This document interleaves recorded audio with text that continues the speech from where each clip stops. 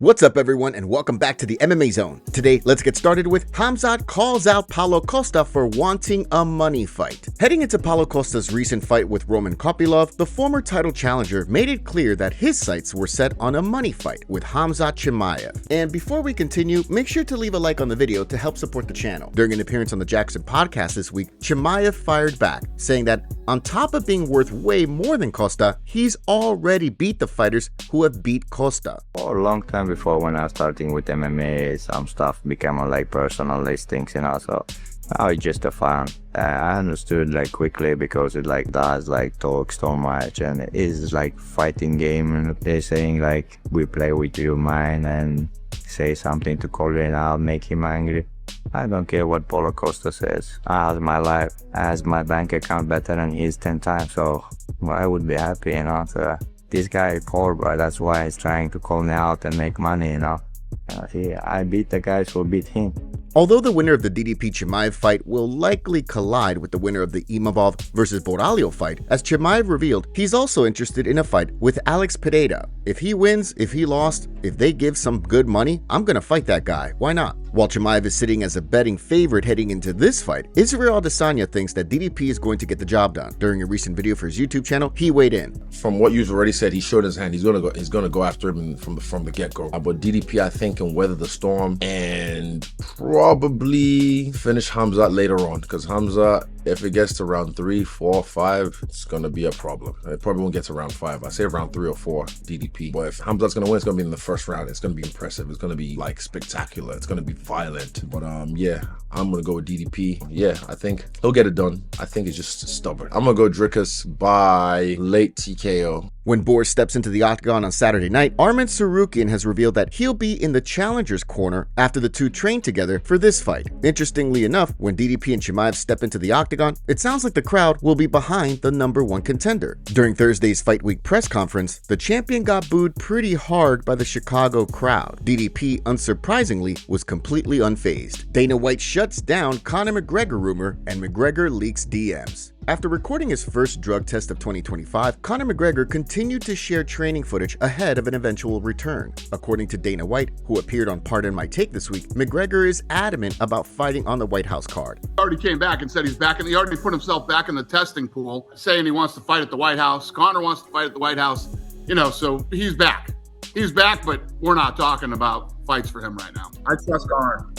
Conor McGregor has never, ever, unless he is seriously injured, this guy has always delivered.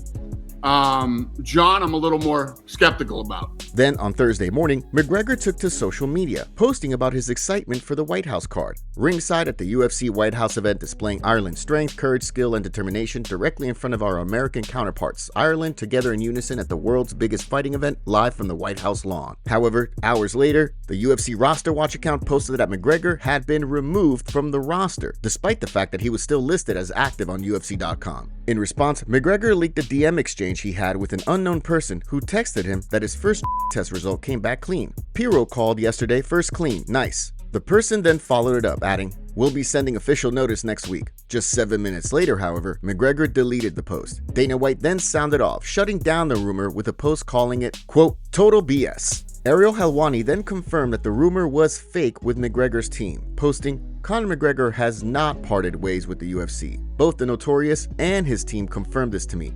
He also confirmed he's back in the pool, has submitted tests, and all have come back clean. It's all systems go," he said. He then followed it up with a video where he elaborated. Okay, so earlier today, a lot of those social media sites that like to post roster updates posted that Conor McGregor was off the UFC roster, had parted ways with the UFC, something like that. Well, I reached out to Conor himself, and he confirmed this is not true. He has not parted ways with the UFC. His team also told me he has not parted ways with the UFC. Not sure what that's all about. I think those sites are usually relatively correct for the most part.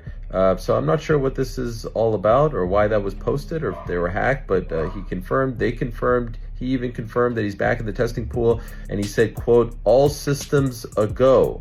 Despite skepticism from fans, it sounds like McGregor is adamant about fighting at the White House. Huge update on Jon Jones' trial. Jon Jones is officially set to appear before a judge for a bench trial on September 2nd, centering around 2 misdemeanor charges for leaving the scene of an accident. Jones was initially hit with a misdemeanor charge for leaving the scene of an accident back in February. However, shortly after, a second charge was filed that alleged that Jones used a telephone to, quote, terrify, intimidate, threaten, harass, annoy, or offend. Instead of the second charge being added on to the first case, a second case was filed with the charge for threatening, as well as the misdemeanor leaving the scene of an accident charge. At the time, Jones's legal team sought to have the original case dismissed, since the misdemeanor was included in the second case. Now, according to MMA Fighting, ahead of the September 2nd trial, Judge Jill Martinez has dismissed the original case. Despite Jones's controversies outside of the cage, Khamzat Chimaev recently called Jones the king of MMA during the aforementioned appearance on the Jackson podcast. If somebody could be the king of MMA, Jon Jones is the king of MMA.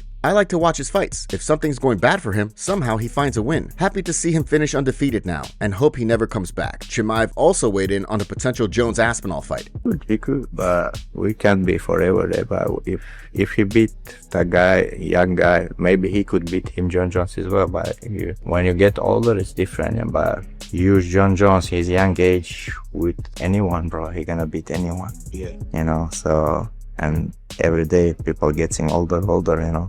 I'm happy the guy is finished, he's legend and undefeated. He's a good picture for everyone, anyone, you know. The guy becomes so crazy talent, so crazy hard worker, you know. You can't be there if you don't work hard, you know.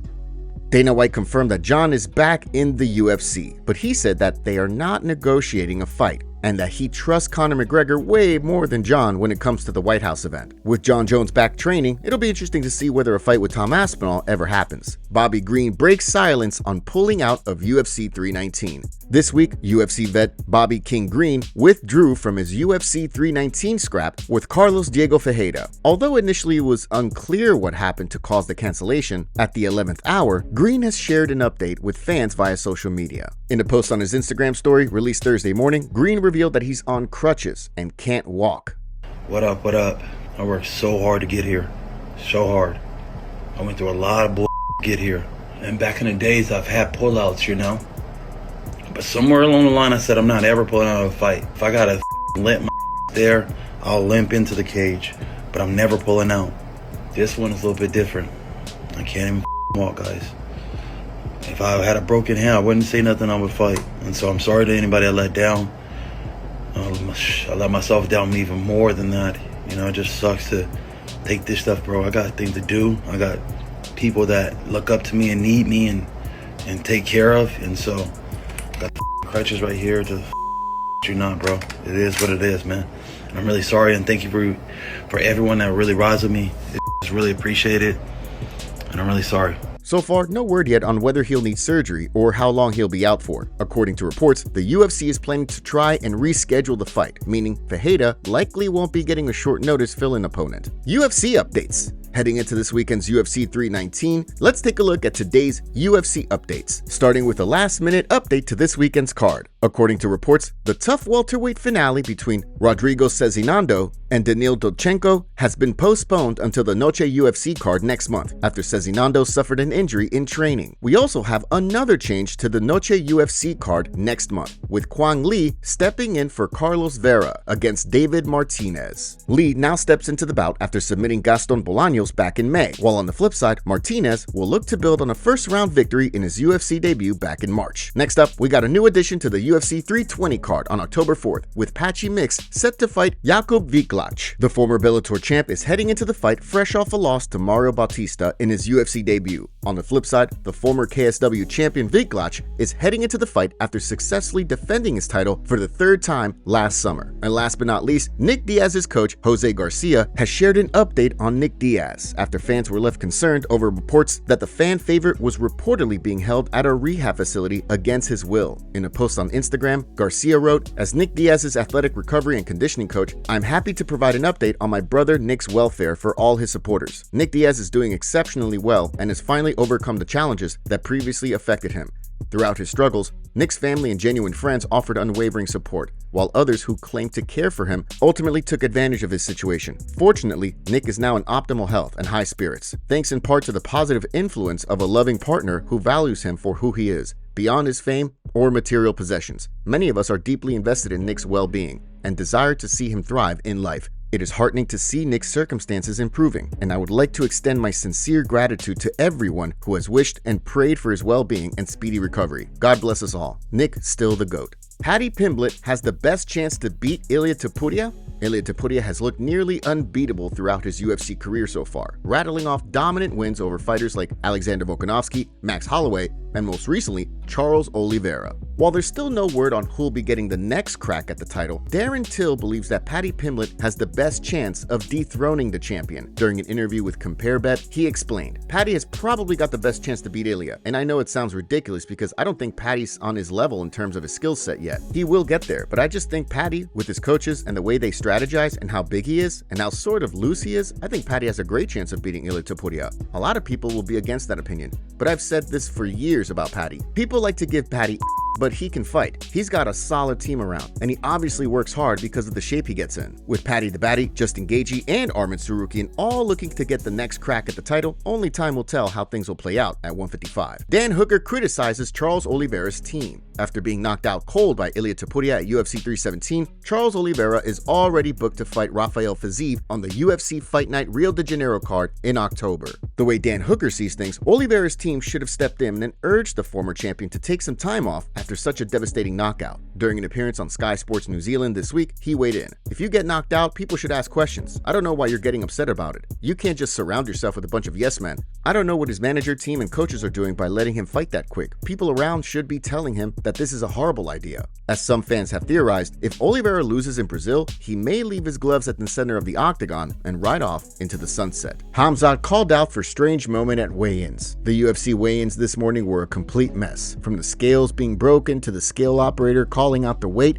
before the scale even balances. It was a strange weigh-in day. What makes it even more weird is Khamzat started off the show by being the first to weigh in, but fans noticed strange behavior as he waited for the curtains to have his weight read. So you're thinking Khamzat's going to come in overweight? Well, wrong. Khamzat actually weighed in at 183 pounds, 2 pounds under the weight limit for his middleweight fight. Fans speculated that this was either due to the scales being rigged or because the commission had a female working the scales and they were just trying to show off. But after the other fighters weighed in, it seemed that there was a bigger problem with the scales and the scale operator. Here's what the community had to say. "Why would he use the box when he's 2 under? This is going to look real shady when everyone else on the card comes in 4 pounds underweight. When was the last time a championship fighter came in 2 pounds under the limit? Is he fighting up versus John? Is he sick? They rigged the scale for him and forgot to tell him. Calling in curtains when you're 2 under is a weird one. 2 pounds under and use the curtain, not sus at all. Again, Khamzat definitely didn't make weight. I ain't having it.